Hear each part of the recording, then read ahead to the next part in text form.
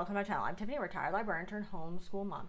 And in this video, we're going to cover this book. So this is part of the Dear America series by Scholastic. So the problem with this book series is things go in and out of print. I think this one is actually only available in ebook at this time. I got this out of my library. But this is the Oregon Trail Diary of Hattie Campbell. And this is set in 1847. So this is kind of an interesting story. Again, I like this series because they're in diary format. It's telling kind of a first-hand account. Again, this is fictional, but it's a first-hand account of I think she's about 12 years old, as her family decide to go west. So the family starts out, I don't know where they are. They're not that far from Independence, Missouri, which is where they start off on the trail. The previous year, they had lost her two older sisters, and two older sisters, and I think one younger sister. So she's now the oldest child, and she has two younger brothers who are relatively young. And her father decides to pack up the family, leave everything behind, besides that her mother's kind of irritated with him, and take some money they get from helping friends to go to Independence, Missouri, and take the Oregon Trail and go homesteading in Oregon. So it covers them. They leave at the end of March, and then they don't get into Oregon until like the middle of October. So that tells you how long this is taking. And they have a guide. They go with a group of people. So misspelling the whole Laura Ingalls Wilder nonsense of rugged individualism. They also, throughout the book, they talk about the different forts they run into, that they seek for supplies, they seek for protection, and rest between things. They have a guide, they have to stay in a group. It talks a lot about the perils of what goes on. They were sold rotten meat at one point in time that had no salt in it, which obviously pissed, and a lot of people in their group did. They have to find food. They have to forage. At one point in time, Hattie and some of the other children accidentally find and cook poison hemlock, and a little girl dies and a little boy gets sick.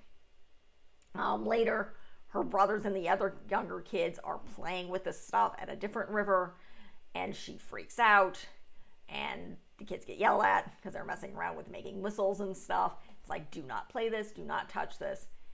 We thought we explained this to you. We thought the adults, her father, had lectured them on this. And went and told them, particularly after this young girl died. Her aunt is with them, as well as her uncle. Her aunt is pregnant. She gives birth when they're crossing, I think, the Blue River.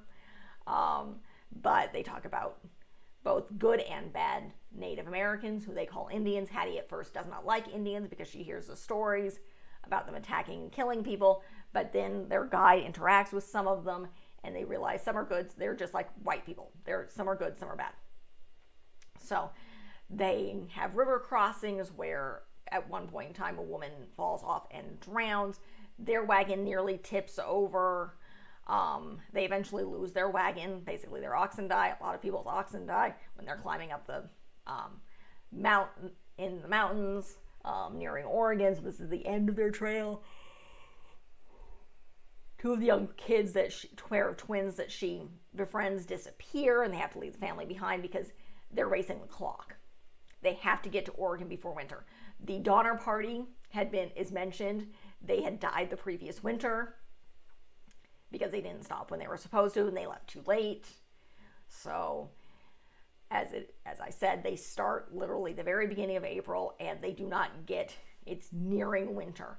It's the middle of October when they reach Oregon, or Oregon City, as they call it. And people get married, people die. There's a couple in their group where it turns out her husband eventually goes mad and jumps into the Columbia River, which thankfully they do not have to cross. And then they discover she's stolen everything. Everybody gets their stuff back. This woman survives. She's kind of outcasted a little bit. Another friend of theirs, him and his wife, they're friends. She ends up drowning on a river crossing. She falls out and dies. he's taken in by one of the other families. So it's a very interesting book, where you have this first she knows the days and then she doesn't. Her aunt encourages her to keep writing and tells her, it's like, you have to write the good and the bad.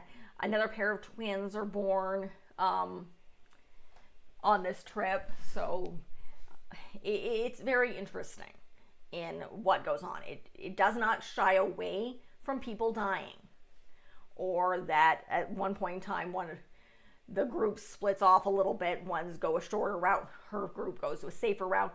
One of the people in that group get bit by a rattlesnake, and he ends up dying.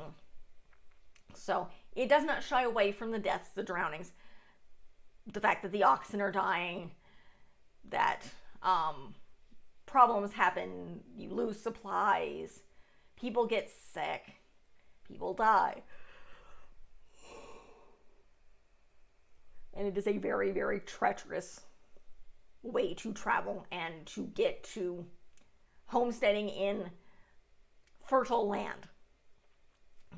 And it does have an epilogue. She gets married. She actually her and her husband end up adopting two of the kids that were part of their group, whose parents end up dying when the kids are like 6. And she's next door neighbors with her friends who marries on the trail. There's another girl who's about 16 who marries an older man whose wife had died, and she actually ends up being happy. And they run into the Mormons. Yes, Brigham Young is brought up here, heading to Salt Lake, and yes, their leader thinks they're nuts. And it's like, yeah, they're Mormons, they're nuts. Remember, this is the 1800s. The Mormons are very much nuts. Okay, the Mormons are still nuts, but they're still practicing polygamy at this point, in general, until, later when they try to create their promised land, and the U.S. Congress says, quit the polygamy or we die, or you die. It's just like, we're pretty much dissolving you and making you go away. So, but they run into Brigham Young's group, which is mostly men. I think there's one woman and a couple of children in their group. So, it's an interesting thing. And also at the end of each of these books, there is a historical note. So you get more of the history in the back of these. I love the fact that these are definitely late elementary, middle school, even high school. I own some of them that I've read in high school. I don't think they're in print anymore. But give a first-hand account of what it was like in different historical situations, and you have the history information in the back. So, very, very interesting book. I am covering another one in a couple weeks or so. I can't remember when it is. So that actually takes place, a little bit more of a mystery story during the California Gold Rush in Brody, California. So that's the end of this review. If you like what you see, be sure to check the rest of the channel. I am covering the Boxcar Children next year if you're interested in mysteries and some mystery TV shows. This year, mystery-wise, I'm also covering the Agatha Christie, the Murder on the Orient Express, and The Death on the Nile. These are both the 70s versions. So I'm covering various book series coming up next year. Besides the Boxcar Children, I'm covering Anne of Green Gables, the Wings of Fire series. I think that's it. Boxcar Children.